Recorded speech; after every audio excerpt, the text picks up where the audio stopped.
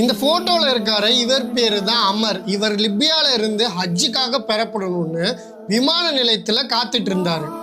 அப்போ சரியான பாதுகாப்பு காரணங்களாலும் இவர் தாமதமாக வந்ததுனால ஃப்ளைட் இவரை ஏற மறுத்து கிளம்பிருச்சு.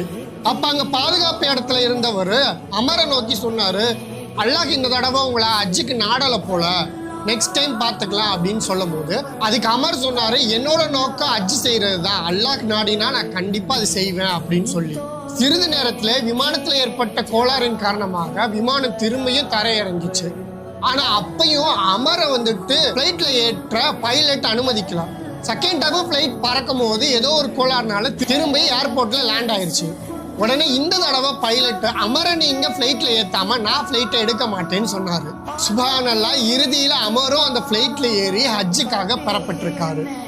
இந்த சம்பவத்தை பார்க்கும்போது நிச்சயமாக உங்களுடைய இறைவன் நாடியதை செய்து